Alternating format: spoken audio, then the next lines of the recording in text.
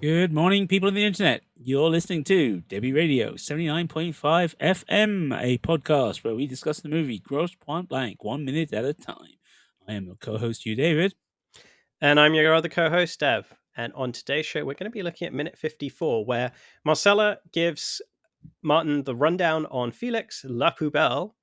And Martin looks very dashing in a hotel bathrobe and debates opening up the package for his target.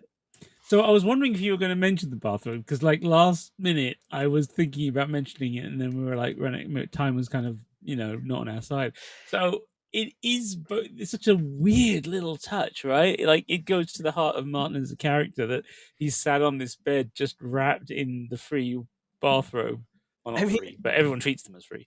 I feel like there's this thing in American film and TV. I remember an episode of The Simpsons as well where Homer gets to go to a hotel and like literally it's all about like stealing all of the free things.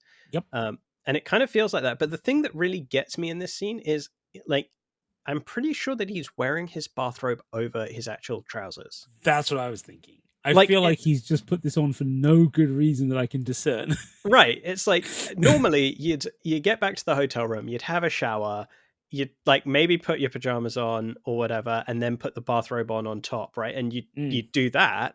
But he's come back, he's taken off his shirt and put the bathrobe on. And it's just like, yeah, it's definitely a bit weird. I feel it's a bit weird. I also wonder how light he travels. Like, I don't think he's actually got more than one suit, maybe two. Oh, I agree. Yeah. No, I think you're right. I think he's just like, I think his case only carries weapons. Maybe some underwear. I don't know. And a few fresh shirts. I think he's carrying the fresh shirts. Yeah. Yeah, American guys, especially back in this era, there was a real thing in the 90s about fresh shirts. I remember seeing the first episode of The West Wing, and there's a point where, or second episode, and there's a point where Josh is getting a shirt out of his desk drawer. And I was like, who the heck keeps... Because I was a teacher at the time, right? There's no way you could leave a spare shirt in a desk drawer. But you just couldn't do it. And I was like, who does this? Why do they do this? Do they think they're going to be out all night? Is this something because you get sweaty, so you have to change? I don't know. And then when I eventually ended up in the private sector in an office, I was like, I need to put a shirt in the drawer. Yep. Yeah, it turns out it's a thing. Yeah, it is a thing. Yeah, and especially in that kind of industry where you're potentially working through the night, but you're still going to have to do meetings the next day. And that's the thing. And that's what it's about. It's about the meetings. Yeah, and especially that. Yeah, I mean politics obviously at that level, but also like a lot of more traditional industries that just have this expectation of you working through the night. And I realize we're having this conversation in a post-COVID world where like half of the workers in the world or office workers are refusing to return to office, period. But at least there you can dress at home. That's the thing. Like when you think back to this time, you're like, no fucking wonder people don't want to go back to the office and have to be in the office until 2 or 3 a.m. and not have time or any way of getting home from there to then come back in again the next day at 6 a.m. Like this is not healthy. Like it's not. I mean, the other show from that period for me that I saw later, and I remember thinking, God, this is dire, was the one Sorkin did before West Wing, which was Sports Night. Yeah. Which started off as a no laugh track sitcom, or rather, it had a laugh track. They then got rid of it. It didn't work. The audience didn't know what was going on. It was his first step into kind of dramedy, and I can't remember if it's the first or second episode where the whole of this, that they finish making the late night sports news. It's done, and then they like wrap up for the night, and then they go downstairs to the bar that's built into the same building, and then they're in the bar till it closes. And I was like, who the heck? What? Yeah. And then they somehow get up and go in again the next day. I was like, oh, come on. But clearly a thing. Clearly a certain way of life. That news show that he did much more recently has exactly the same vibe as well. The Newsroom. The Newsroom, yeah. They'll wrap the news, they'll go to the bar, they'll drink until it closes, and then they'll go home and come back in next day and do it all over again. I mean, I find it. I think it's for me. I find it interesting in the sense that this is the one area where America and Japan sort of connect up. Because you and I obviously met working for an American company that was importing Japanese product, but it was very much this thing that the senior guys when they were in Japan were perfectly happy to go out in the evenings, but then, as they said to me, in Japan, when you go out in the evening, it's still work. Like, there's no sense of it not being work. Everyone knows that if you're going out with the boss, going out with the guests from overseas, it's still work, regardless of how much you drink, how much you eat, whether you end up at karaoke or not. It's still, you're still on the clock, like drunk as anything, and it only stops after you finish and go home. And I was just like, that's insane. But then you watch these things and you go, oh, no wonder the Americans work well with the Japanese. And it's true, the English will just, drink instead of eating at lunchtime, and that's a much healthier alternative, right?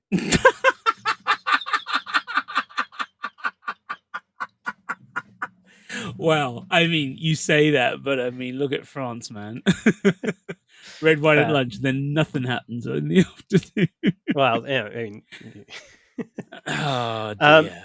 We should probably actually talk about the film at some point. Well, no, because this brings us back to the film quite nicely. Because of course, we were saying in the last minute when we had Mike here, we were talking about Joan Cusack's character Marcella being asleep in the office. Yep. And we were talking about how dressed up to go out somewhere potentially. Right, as well, and you can't tell if she's gone out and come back, or if she's, about to go out. Or there's just waiting no to sense. Go out, waiting for this call before she can go out. Like, there's no sense of when this is happening, right? It's like, all we know is she's there. She's still there. She's still there, and I think not that's dressed for the office, dressed for the evening. Yeah, and I think that's why she's exasperated when she realizes he's not about to be flying back that night. Yeah, maybe. Yeah, that's a point. Because that means that nothing's finished, nothing's done. Yeah, like she's still going to have to be on high alert for however much longer. Yeah. So Felix La Poubelle, do you want to give the French lesson on this one? Oh, please. Do you want to do it or shall I? I mean, I'm happy to do it. You're the French teacher. Okay. So there's La Poubelle's the key part, but I'll mention just in passing that I think there is an association with I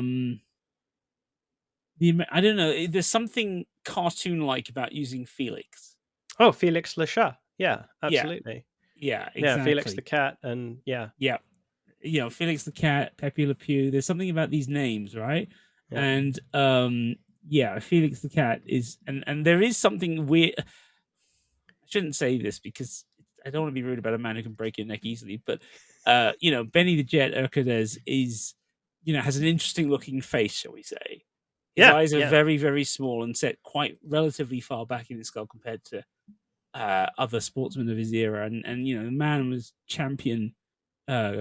world champion kickboxer, if memory serves, more than once, and made it, and then was, because of that, was asked by Jackie Chan and other Hong Kongers to get involved in their films. And so some of the most famous Jackie Chan fights, or what was originally the three brothers, Jackie Chan, Yen Biao, and Sammo Hung, they did a series of action comedies together, and they used to use Benny in those because they knew he was a great fighter, and they could, he could learn the choreography and then do these spectacular fights with them. So, but he comes into this film, and when you first see him, it's a glimpse of the ghoul, and you don't actually know anything about him. But and for those who know, that's a nod to the action fans. That's like if you know this guy, you know this guy. Yeah. And if you don't worry about it. It's like having Hank Azaria and Dan Aykroyd in a film like this. It's a statement. Yeah. So calling him Felix is cartoonish because he's slightly short. He's particularly compared to Cusack, he's relatively short. And he has that odd facial structure. But then also La Poubelle is the bin. Throw it in the bin. Jeter dans la poubelle. It's a nice, simple way of saying. I also like the way the alliteration links with Pointe Blank as well. There's something funny about. I don't know. Maybe it's just me. I like alliteration a lot, but Also, for American listeners, by bin we mean trash can. Sorry. Yeah. No worries. We need to translate across 3 languages in this case, apparently. Felix the trash can is it's just a hilarious name to me. It's a great name. It's really funny. Yeah. watching this as a kid, it was just, it always put a smile on my face. And then you get into his interests, right? And you've got Native American arts, ballroom dancing, and pornography, of course. So funny. So funny. I mean, that's where this minute begins, isn't it? With with Martin going, "Oh, that's where I know him from. He's an asshole." The idea that whatever Felix's first job outside of political terrorism was, which apparently was on board an elite liner in the Caribbean, so the playground of the rich, whatever he did, some sort of assassination, I'm assuming, since that's the world we're in. Yeah. And was spectacular enough that everyone knows who he is. Yeah, everyone, and I mean, it feels like it's not a big world, right? Like, when Grosse and Martin are talking to each other right at the start of the film, like all of the players that Grosse is naming, Martin's familiar with, right? Everybody keeps tabs on everybody else in this industry. And so, word gets around about this guy that's kind of sprung up that is, doing these things. And I guess in the case of this cruise line or whatever it was it's either that it was particularly crass by Martin's own standards, or it was done maybe in some kind of braggadocious way where he really capitalized off of the impact of that and really used that for a sales pitch. And I'm not sure exactly which no of I those think it's that was. latter one. But it's either way, it's like it's a very apparent, like, this is the kind of guy that we're dealing with. There's this very effective but probably crass kind of gun for hire with no moral code even by Martin's definition of the term. Yeah, absolutely. This is not a guy Grosse wants in the union. Yeah, absolutely. But I also find it interesting that this is how we set it up. It's once again this thing of America versus the rest of the world, right? There's this thing that goes on through a lot of mostly 90s thrillers, a little bit in the 80s, where going back to the history of always casting the British or the French as the bad guys in American films, right? Whether they're playing themselves or not. But you also have this thing of the old world is decadent, right? And laissez-faire to a ridiculous degree. The fact that they list Native American art, so we know what Native Americans in themselves, that's a whole issue right there, right? This guy likes original Americana, but then ballroom dancing, again, America's all about disco, line dancing, other things, but fun, not regimented and do the moves correctly. And then you have pornography, and it's like, and that's the pure the one of the great sort of myths of America is that whole business of everything's fine. We don't mind the violence. We're happy with the violence. Sex? No. It's terribly English. It's terribly, the puritanical, going right back to the original start of the country. And I find that intriguing that in a very, very simple mode, they've just managed to kind of bottle up all those ideas into one summary of one character. Like, he's got no dialogue, right? He represents all of this stuff. Like, this is the bad guy. He likes pornography. Like, they should have added, like, if they like given this like another year or two, it would have been like, make him black and add rap music. Yeah, maybe. Yeah. I don't know. It's just that thing. It's like it's the coding of the character. It's like Hannibal Lecter, right? Yeah. There's something about the American how to communicate everything about the character as efficiently as possible. Yeah, and in this case, without even the character's presence. Yeah, exactly. But it always seems to come down to that thing of, I wouldn't call it anti-intellectual, but there is a streak of anti-intellectualism that runs through those characterizations as well. And this goes back to Sherlock Holmes. I mean, this is a 19th century thing, right? Yeah, phrenology, yeah, for sure. And Moriarty is a mathematical genius, but he still needs a guy with a gun. I can't remember his name, but he's a lieutenant. In the same way that Holmes is a man of intellect, but he needs Watson with his brawn and his gun. It's kind of an interesting thing that has never gone away in fiction, especially in American genre fiction. So, but Martin here is still Mr. He's reasonably smart still, and he's trying to, move things on. And suddenly, this is where Marcella discovers He's not coming back. Yeah, and obviously has these concern in this, and really is quite alarmed, I think, by the state of this. And then right after that, we're cutting to looking at Martin, who's holding that packet of his target, and it's clearly not even been opened yet. And he kind of looks at it as if he's going to open it, and then just tosses it on the bed. Yeah, exactly. And before we get, obviously for the next minute, we'll talk about this suitcase because then he opens it at the end of this minute. But before we get to that, I want to talk about his laptop. And her desktop. So this is your area now. French was mine. This should be your area. Okay, fair enough. So I mean, we made comments earlier on when we got to see Grosse's home office setup and how Grosse was using command line interface, and it was all very functional but old. Like it wasn't the cutting edge, and here even by 97 standards. Right, for even for 97 standards. And here we see the opposite of that, right? Like, this is a very early example of a laptop. He's using the internet so that he and Marcella can be seeing the same thing at the same time. He's using a hands-free device to actually communicate with Marcella, which again is something that a lot of people still didn't have cell phones at this point. Mm-hmm. This is still the age of the beeper, for those of you old enough to know what a beeper is. It's it's a time that is very different to now, for sure, but we see the contrast, right? We see that Martin is somebody that likes his toys where they have utility, and it feels like he's very grounded in his choice of toys. They're not something frivolous. They serve a purpose, although I think there may be a little bit of a joke on that one in the next minute. And this machine is something that you don't see him using, right? This is not a guy who is obsessed with technology, but he has it available to him for when he needs it, for when he needs to see the resumes on these guys, for when he needs to receive notifications about upcoming jobs, right? Like as we saw with the fax machine in the car. He's not afraid of the new technology. He doesn't necessarily embrace it. He's not an early adopter per se, but he is, a relatively competent early user.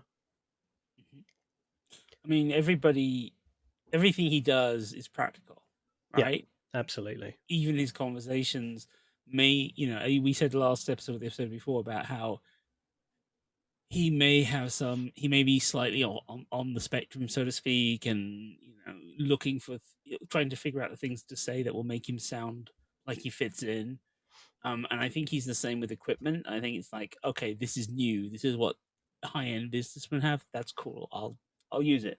But it's nothing special. He's not obsessed with it. He's not in love with it. He's not, he's not a proto nerd in that sense. Although, the fact that he uses the fact that when he first looks at Debbie from the street, he uses his scope, his rifle scope, says a lot about the kind of guy he is. Is that oh well, that's the tool I'll use. It's the tool I have to hand, so it's the one I'll use. Yeah, exactly. He's that, and I think this goes kind of this is again very, very efficient drawing of character. For sure. But I also but it's also, you and I remember the cost of these things as well, right? I mean, this is not cheap hardware. No, but he's also, not a budget hired killer either. No. And I think you get that sense from like his choice of targets, his ability to push back on, clients and jobs that are presented to him. This is a professional using what's available to him to do his job to the best of his ability, while wrapped in a hotel bathrobe and still with his suit pants on, with a few eccentricities for sure. a few. A few. Indeed. Okay, shall we call it there? Let's do it. This was minute 54 of the Grosse Pointe Blank podcast, Debi Radio 79.5 FM, featuring your hosts, co-writers, and co-producers, myself, Dev Sodiger, and Hugh David.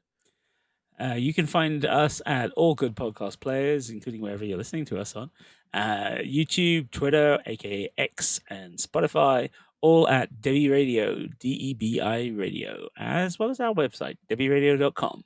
Once again, DEBI Radio. And if you want to talk with us or share your thoughts on the film or films in general, you can join our Facebook listeners group, Debi Radio 79.5 FM Fan Club. Sure was clear that all of this was new. Concentrating hard like a little girl, smoking for the first time.